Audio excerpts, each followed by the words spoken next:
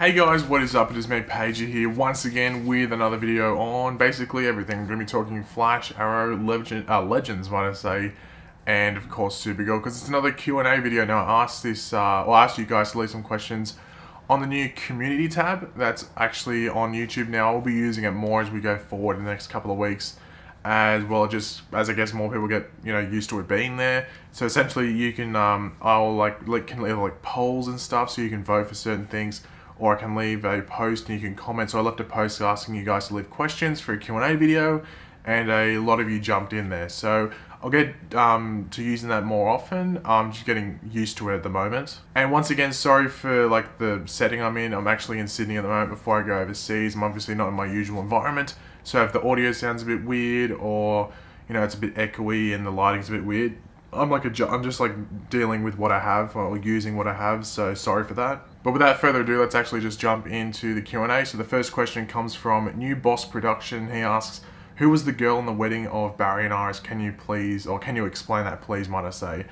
So that's a common one that a lot of people have left, not necessarily as the questions on the Q&A section thing, but just in general since the crossover. Now that girl obviously came up to Barry. It's this one, I'll put it on screen right now. Came up to Barry during the wedding. It was not gloating, but seemed very excited about the wedding, almost as if she was the most excited person in the room, and we've never seen her before. And Barry's do I know you? I'm not sure if I do, and he doesn't. And the big rumor, and the one that most likely will happen, is that this is actually Dawn Allen, who is actually Barry and Iris's daughter, and one of the Tornado twins. So there's Dawn Allen and Dawn Allen, and they're the Tornado twins, and they're Barry and Iris's children.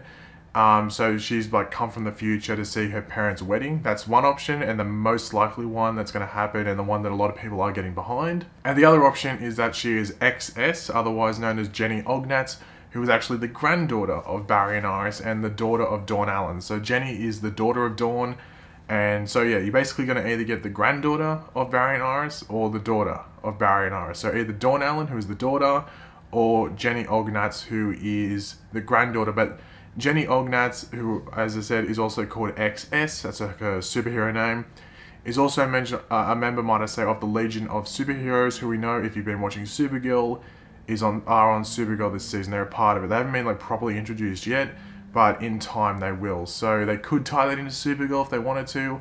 I don't know if they will. They might just try and keep it simple and just make it Dawn Allen, even though it's not really that simple because it's dealing with a child from the future. It's simpler, trust me. Question 2 comes from Joshua Roeglin, one of the two, and he asks, what do you think will happen with Firestorm now that Stein is dead? Spoiler alert. And will Jax have problems now that Stein is dead, like Stein had when Ronnie died? That's a good question, the last one. A lot of people have sort of been wondering that. In regards to what do I think will happen with Firestorm now that Stein is dead, well, I think we're not going to get Firestorm straight away. I don't think we're going to see Jax going Firestorm the next episode. I think we're going to have a lot of downtime with that, which I don't think the team behind Legends would mind because it's less CGI budget. I think they might just try to focus on Jax following Stein's death, give him some character development, which you would need following that. It's important to focus on that. So I think that's what we're going to get for that. And then I think they might do something with Firestorm, maybe, or at least with Jax, in maybe the last handful of episodes this season. In regards to will Jax have problems now that Stein is dead, like Stein had when Ronnie died, I don't think so, because isn't that why Stein took that formula just before he died to separate them? So I don't think he will. I think they're not going to get Jax getting the blue flames and stuff that Stein was getting back in season 2 of The Flash before he got introduced to Jax. What I think Jax is going to be dealing with is just more the emotional side of things that Stein has gone on, dealing with losing him, he was essentially another limb, so just losing him. So that's going to be a lot of what Jax is dealing with, rather than physical withdrawals. It's going to be more mental withdrawals, if that makes sense. Question 3 comes from Dangerous Guy, aka Sparksy Chill, and they ask, 53 Earths meaning 53 Supergirls, so where is Earth 1 Supergirl? Do you think she just never made it to Earth, or maybe Krypton lives? So yeah, 53 Earths, there should be 53 Karas, 53 Kryptons, 53 Danvers families, 53 Alex Danvers, 53 Wins, 53 James Olsons, all of that. There should be 53 of everything, because it's 53 Earths. But yeah, you sort of answered your own question about that. I think on Earth 1, Krypton lives. I think that's just the simplest answer. Krypton never exploded in the universe or the world that Earth 1 is on. But I guess another question that people have been coming up with, or yeah, question I guess, because, you know, everyone's saying that Krypton just lived, then how did Oliver get the kryptonite arrow? I think it's just, yeah, I think it's just a grey area. Like, okay, they're not probably going to like properly explain that, so that is a grey area. I don't think we're ever going to get that answered, so maybe just best to put that at the back of your mind and just forget about it, because I don't think we're going to get explained, or it explained why Oliver had the kryptonite arrow. I just think it was a convenience thing, so yeah. Question 4 comes from Hunter Zolomon, and he asks, will Godspeed end up being one of the bus metahumans? Now, a lot of people have been wondering this and asking this in various videos and, you know, bringing up the idea of that. So will Godspeed end up being one of the bus metahumans? I think it is a possibility, because I think with the bus metahumans, it's almost like a video game. Each like metahuman that we meet on the bus that was created by the dark matter and stuff is going to get like more difficult to take down. So it's going to be like the metahumans are getting stronger or more difficult, and they're more powerful as we move up meeting them. So like the next one we're going to meet, I think, is like a guy who can like mess with your mind or something, or can sort of control your brain. I don't know what it is. It's sort of weird.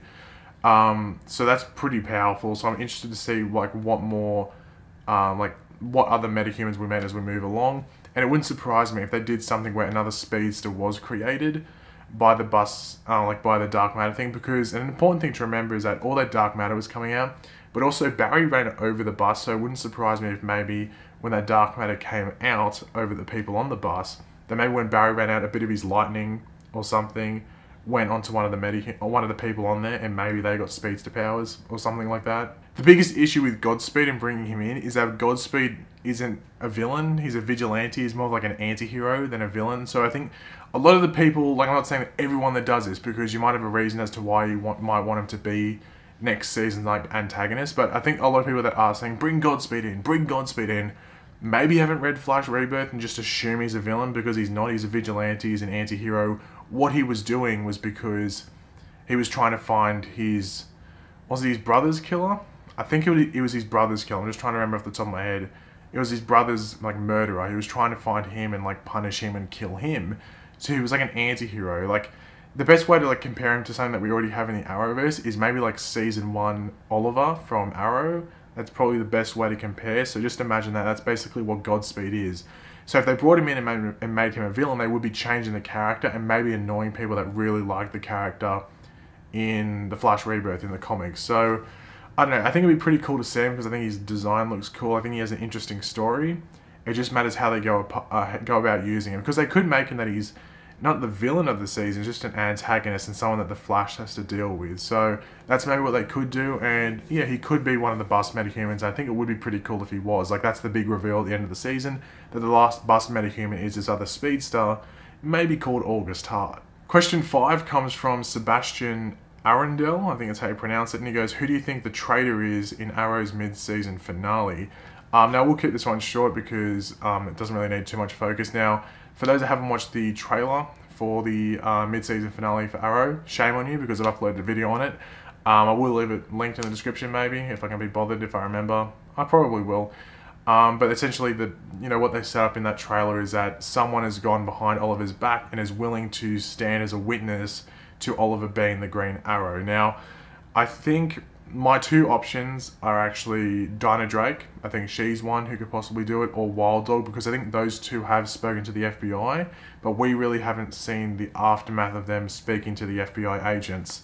So I think it's one of them two that could do it. In regards to the fallout from that, I don't know if necessarily they will go and do it, and I wonder if like there's going to be some issues with the team, because I know episode 10 of Arrow is called Divided, and episode 9, the mid-season finale, is called Irreconcilable Differences, which is something that's usually between couples when like they end up being divorced. It's like one of the last things that happens before they get divorced, or one of the things that leads to divorce. So, and then episode 10 is called Divided. So I have a feeling Team Arrow might be, or at least some members of Team Arrow, either that probably the person that's being caught being the traitor, will maybe disband from Team Arrow for a bit just to cause some drama, which I'm not the biggest fan of, but if it happens, it happens. What can you do? But yeah, in regards to answering that question, Dinah Drake or Renee or Wild Dog would be my top choices for who the traitor is. Question 6 and our second last question comes from Oburns. I think it's Oburns 4. I'm not sure if it's Zero Burns or Oburns, but Oburns 4. And they ask, do you think Black Lightning will ever join the Arrowverse? I think what we've got to wait for Black Lightning is not rush him into the Arrowverse. I think let his season 1 play out, or for at least for the most part let it play out, and then maybe put some teasers as to what Earth he is on, which could then lead to Arrowverse. I think he's on one of the Earths in the multiverse, in DC, or in DC TV, might I say. It just matters what Earth he's on. I think, I've been saying this forever, since they even announced Black Lightning. Put him on Supergirl's Earth, put another show on Supergirl's Earth. It makes so much sense. And then throughout season 1 of Black Lightning, maybe just put some teasers to like events happening in National City and stuff like that. I think that's the best thing to do. And then maybe towards the end of the season, they could put some like more heavy teasers in there. Like they actually have Supergirl on TV or something like that. Or maybe Supergirl, I don't know, just like a massive tease towards the end of the season. Because I think that the storyline they want to play out in Black Lightning season 1 is a more realistic one. You know, more like street crime, like Arrow season like 1 to 2. So try and play that out a bit more.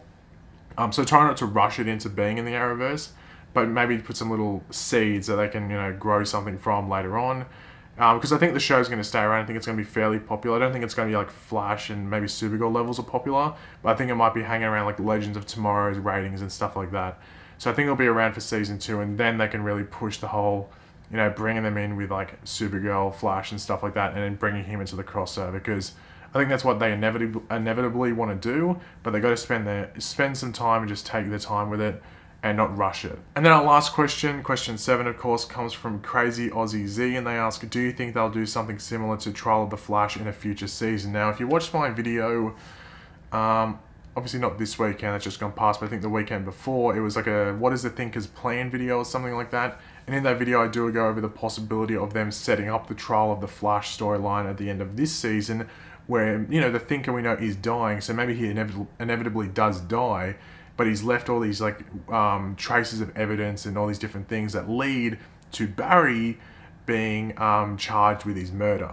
And obviously we know we have DeVoe's wife who could easily help with that and stuff like that. And then obviously also in episode 7 from this season, we know that Barry had already been handed a restraining order from the DeVoes, and he's already broken that at the end of episode 7. So if they have like video footage of Barry speaking to Clifford DeVoe after that restraining order was put into place, you know, just he's obviously broken that, he would go to jail and stuff like that. So all these different things could lead to Barry being charged with the murder, and that's what begins season 5 of The Flash, might I say. Barry in jail and waiting to be trialed for the murder of Clifford DeVoe. So I think they might be trying to do that and possibly setting that up. The biggest issue is the fact that Andrew Kreisberg has been canned, and if you don't know the whole legal proceedings of that, if he'd put that into action, it was his idea, they'd have to pay him for it, and if it's not, it wasn't properly written down, but he came up with it and spoke to other producers and they use that, and they don't pay him, then it can be a massive legal battle. So if he came up that they were going to do that with the Clifford DeVoe, they might not be able to use it. So this whole Andrew Kreisberg thing, if you don't know about it, Google it, I'm not going to explain it, but that could cause a major issue, mainly with Flash and Supergirl, because I know he has big hands in those shows, while Arrow and Legends are more Mark Guggenheim, so nothing really bad should happen there. But Flash and Supergirl, the end of their seasons could be changed. Really the back half of both of those shows could really suffer, because they'd have to rewrite stories due to legal things. But we'll have to wait and see how that plays out. It's probably not the best time to talk about that now, because we don't know what's going on in regards to the storylines and stuff like that. You know, we'll have to wait till maybe episode 13, 14, 15 of these seasons until we really see what's playing out at the end of them. But yeah, if Kreisberg had written certain things, they might have to change them just due to legal stuff. So I think that's what they're going for, but because of all this legal stuff, they might have to go away from the Trial of the Flash thing, because Kreisberg might have had his hands on it, and it could just be a massive legal issue. If they don't want to pay him and give him credit for it, they'd have to change it. So yeah. But thanks for watching, guys. Hopefully you enjoyed the video. If you did, it would be awesome if you could drop a like on it. And yeah, you know, leave comments, you know, leave your different opinions on different things I've talked about in this video. But don't leave any questions, because I will just bring up Q&A stuff on the community tab. I think that's the best place to ask questions from you guys for these videos and stuff like that. But yeah, so just leave your opinions, I guess, in the comment section down below. Leave a like, and of course, if you are new to the channel, Make sure to subscribe. I'll catch you later, guys. The next video will be me in America. I'm pretty excited, but until then, guys, I'll catch you later. Goodbye.